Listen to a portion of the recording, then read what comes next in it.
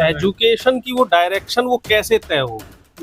क्या इस समय बेरोजगारी बढ़ रही है, कम हो रही, महंगाई बढ़ रही है, कम हो रही है, युवा किस दिशा में जा रहा है? देश का युवा जिस दिशा में जाता है तो वो डायरेक्शन बताती है आपको कि हाँ भाई शिक्षा किस दिशा में जा रही है।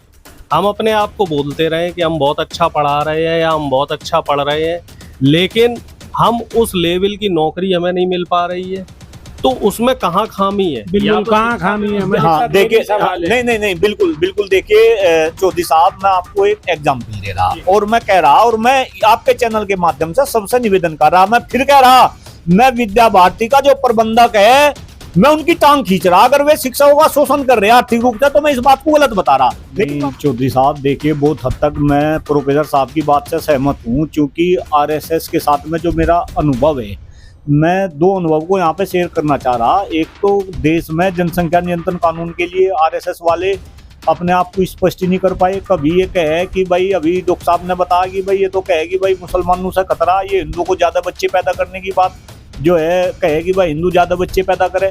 इसके बाद में फिर ये जनसंख्या नियंत्रण कानून की जो है कवायद करने लगे कभी, और अब दोबारा से फिर ये जनसंख्या नियंत्रण कानून से मुकर जा। दूसरी बात, हमारे साथ कांग्रेस के वरिष्ठ नेता प्रोफेसर रमेश यादव हैं जी, बहुत बहुत धन्यवाद, और प्रोफेसर कुलदीप मलिक हैं। बहुत बहुत धन्यवाद चौधरी साहब।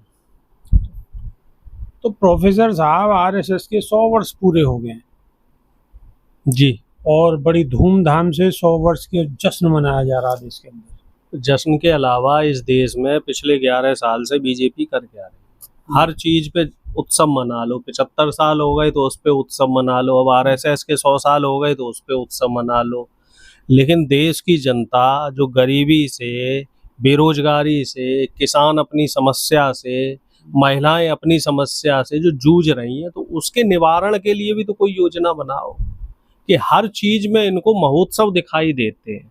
आरएसएस ने पिछले 100 सालों में देश के लिए आखिर क्या काम किए? कोई 10 काम भी गिना दो कि ये 10 काम किए गए हैं। वो काम वैसे नहीं होने चाहिए कि सावरकर बुलबुल पे जाके बैठे, या फिर आजाद देश की सौहार्दता बनाने में आरएसएस का योगदान रहा। जो एक्चुअल और जेन्युइन काम है कि आरएसएस ने देश की एकता अखंडता को बनाए रखने के लिए ये काम किए, तो ऐसे 5 काम भी बीजेपी के लोग और खुद प्रधानमंत्री नहीं बता पाएंगे, खुद मोहन भागवत नहीं बता पाएंगे, क्योंकि इन लोगों का किसी बात को लेके एक स्टैंड ही नहीं रहता है। कोई स्टैंड नहीं है।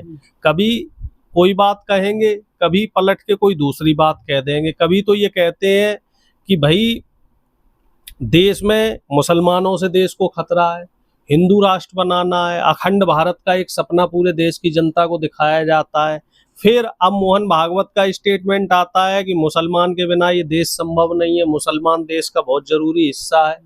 तो एक बात और एक लाइन जो संगठन अपनी क्लियर ना कर पाया हो, तो उस संगठन के बारे में आप क्या कहेंगे? वो संगठन भी रजिस्टर्ड नहीं है। बड़े मतलब जानकारी और क्या कहते हैं, आश्चर्यजनक बात है कि एक ऐसा संगठन जिसको आज़ादी के बाद नेहरू जी ने बैन कर दिया था, वो संगठन अभी तक रजिस्टर्ड ही नहीं है, उस संगठन के कागज पत्र ही नहीं है। और ऐसा संगठन अपने आप को कहता है कि हम दुनिया के सबसे बड़े संगठन है, ऐसा संगठन कहता है हम देश की सनातन सभ्यता को बचाएंगे। ये लोग तो देश की संगठन की सबसे बड़ी पार्टी बीजेपी है।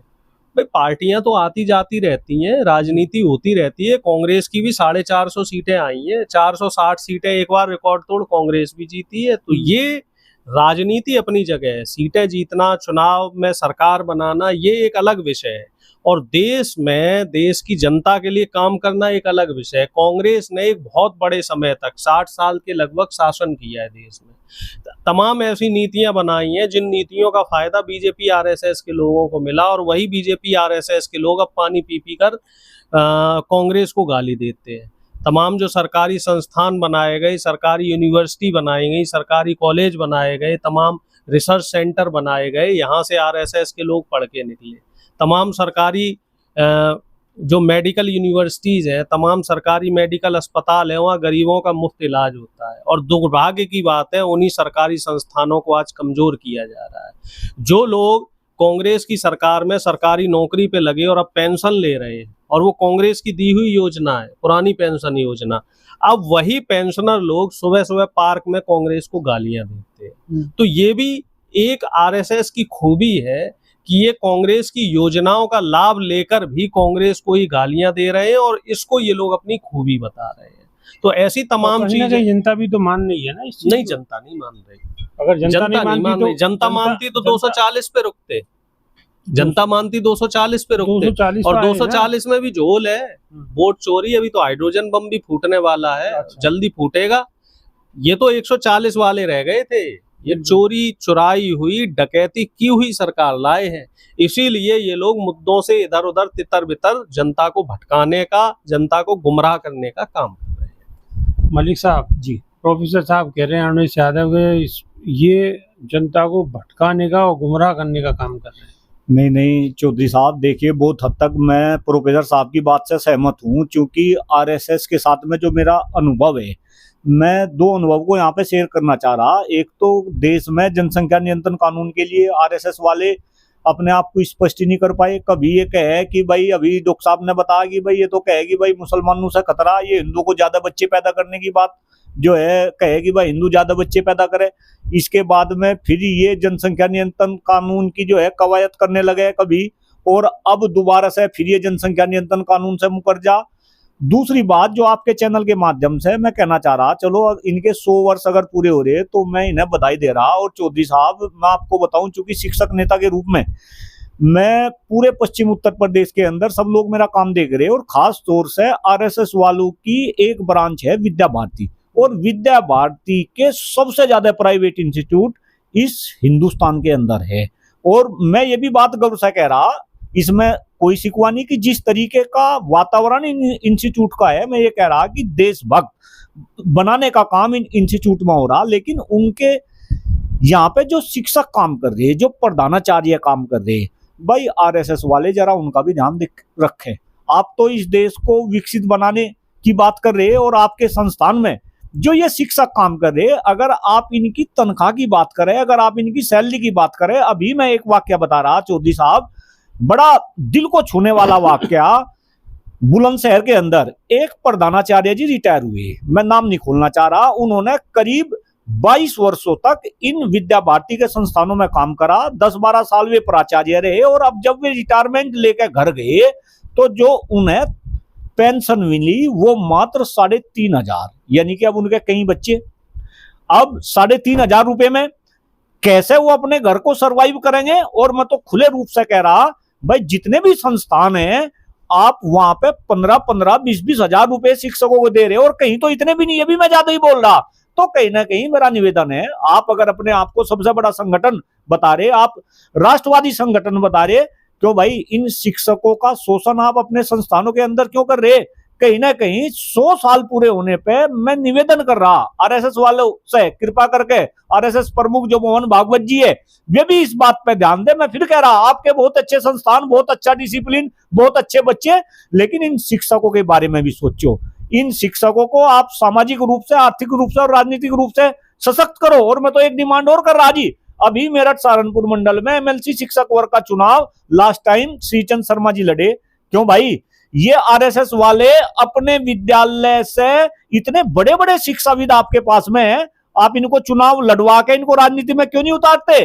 भाई जब इस देश में जो शिक्षक है, जो सबसे जागरूक है, वो राजनीति में आएगा, तो राजनीति में वो शिक्षा क्षेत्र की बात करेगा, शिक्षा हितों की बात करेगा। तो 100 साल पूरे होने पे मैं ये आपके चैनल के माध्यम से आरएसएस वालों से ये डिमांड कर रहा, क्योंकि आप इस देश को विकसित बनाना चाह रहे, और डॉक्टर कुलदीप मलिक इस बात को कह रहा कि विकसित बनाने का रास्ता केवल और केवल शिक्षा के गलियारे से जो है होकर गुजरता है, इसे आपको दुरुस्त करना पड़ेगा। तो प्रोफेसर उन्नीस यादव मलिक साहब तो ये कह रहे हैं कि आरएसएस के संस्थान बहुत बेहतर हैं और अच्छा काम कर रहे हैं, और आप कहीं ना कहीं निशाना साध रहे हैं। देखिए, हर चीज के अपने दृष्टिकोण है और अपने देखने का नजरिया है। आरएसएस के संस्थानों में जो कहते हैं ना, हाथी का दांत खाने का और है, दिखाने का और है। दिखाने के नाम पे तो ये शिक्षा परोस रहे हैं, लेकिन उसके अंदर किस तरह की शिक्षा दी जा रही है। मलिक साहब तो बहुत तारीफ कर रहे हैं। हिंदू मुस्लिम मलिक साहब तो कह रहे हैं कि बहुत अच्छे। हिंदू मुस्लिम के नाम पे जो जहर परोसा जा रहा है, अब मलिक साहब की अपनी मजबूरियां, मलिक साहब को एमएलसी शिक्षक का चुनाव लड़ना है, तो मलिक साहब मजबूरी है क्या कोई? नहीं देखिए चौधरी साहब भाई देखो, नहीं देखिए नहीं चुनाव तो लड़ना, इसमें तो कोई शक की बात है नहीं भाई। चुनाव पहले भी लड़ा और अब भी लड़ूंगा, लेकिन जो हकीकत है, एक बात बताओ, जब मैं कह रहा कि आरएसएस के विद्यालयों में वहां शिक्षकों का शोषण हो रहा, उनका जो है आर्थिक रूप से शोषण हो रहा, वे 15-15 हजार रुपए में, तो इसका मतलब ना आरएसएस वालों की टांग नहीं खींच रहा भाई। जो सच्चाई है वो सच्चाई की सच्चाई का हो। और अगर मैं ये कह रहा कि वहां वाकई में ही एक अच्छा डिसिप्लिन है, एक अच्छा वातावरण है, और वे कहीं ना कहीं एक अच्छी डायरेक्शन में जो है एजुकेशन देने का काम कर रहे हैं, अच्छी डायरेक्शन में एजुकेशन देने का काम कर रहे हैं। एजुकेशन की वो डायरेक्शन वो कैसे तय होगी? क्या इस समय बेरोजगारी बढ़ रही है, कम हो रही? महंगाई बढ़ रही है, कम हो रही है? युवा किस दिशा में जा रहा है? देश का युवा जिस दिशा में जाता है, तो वो डायरेक्शन बताती है आपको कि हाँ भाई शिक्षा किस दिशा में जा रही है। हम अपने आप को बोलते रहे कि हम बहुत अच्छा पढ़ा रहे हैं या हम बहुत अच्छा पढ़ रहे हैं, लेकिन हम उस लेवल की नौकरी हमें नहीं मिल पा रही है, तो उसमें कहाँ खामी है? बिल्कुल कहाँ खामी है? हाँ देखिए, नहीं बिल्कुल बिल्कुल देखिए चौधरी साहब, मैं आपको एक एग्जांपल दे रहा और मैं कह रहा, और मैं आपके चैनल के माध्यम से सबसे निवेदन कर रहा, मैं फिर कह रहा, मैं विद्या भारती का जो प्रबंधक है, मैं उनकी टांग खींच रहा। अगर वे शिक्षकों का शोषण कर रहे हैं आर्थिक रूप से, तो मैं इस बात को गलत बता रहा, लेकिन मैं अपना एक व्यक्तिगत अनुभव बता रहा। जब मैं लास्ट टाइम चुनाव लड़ रहा था, तो मुझे भी ये था कि किसी ने ये बता को भाई ये विद्या भारती की जितनी वोट है तो सारी की सारी भाजपा वालों को जागी। अब मैं विद्या भारती के संस्थानों में जाता ही नहीं था, तो एक प्रधानाचार्य है मुजफ्फरनगर के अंदर थे, अब तो वे रिटायर हो लिए, उनका नाम है सतीश उपाध्याय जी। डॉक्टर कुलदीप मलिक सारी बात खुलकर करता है भाई बिंदास तरीके से। एक दिन मेरे पास सतीश उपाध्याय जी का फोन आता है। सतीश उपाध्याय जी ने मुझे कहा, मलिक साहब सारे विद्यालयों में घूम लो, हमारे आते नहीं। मैं कहा, प्रधानाचार्य जी आपकी वोट तो भाजपा को जाएगी, आपके पास माने का कोई फायदा नहीं। तो उन्होंने कहा नहीं, आप हमारे विद्यालय में विजिट करो। मैं उस दिन पहली बार विद्या भारती के किसी संस्थान में गया, और जैसा माहौल मैं वहां पे देखा, मैं दिख तो आपके चैनल के माध्यम से बता रहा, मेरी वर्डिंग ये थी उस माहौल को देख के कि अगर मुझे पता होता कि विद्या भारती ऐसे संस्थान चला रही, तो मेरे बच्चे डीपीएस ग्रेटर नोएडा में ना पढ़ के विद्या भारती के किसी संस्थान में पढ़ते। ये ऑन रिकॉर्ड मैंने ये बात कही, यानी कि मैं वहां पर उनकी तारीफ भी कर रहा। लेकिन अगर वे शिक्षकों को पैसा नहीं दे रहे, अगर वे शिक्षकों का शोषण कर रहे, अगर उनके यहाँ शिक्षक 20-20, 22-22 साल शैक्षणिक कार्य कर करके वे 3,000-4,000 रुपए पेंशन पा रहे, क्यों भाई उसका कुलदीप मलिक विरोध क्यों ना करे? सारी की सारी बातें केवल और केवल चुनावों की दृष्टि से कुलदीप मलिक नहीं करता। जो सच्चाई है, कुलदीप मलिक उस सच्चाई को देश के सामने, दुनिया के सामने उजागर करने की जो है कोशिश करता है। और मैं तो कह रहा, अगर हम भी उजागर नहीं करेंगे तो चौधरी साहब कौन उजागर करेगा? अगर हम भी सत्य को सत्य नहीं कहेंगे तो इस देश में सत्य को सत्य कौन बोलेगा? तो जो सच्चाई है वो सच्चाई है, और जो सच्चाई नहीं है वो सच्चाई नहीं है।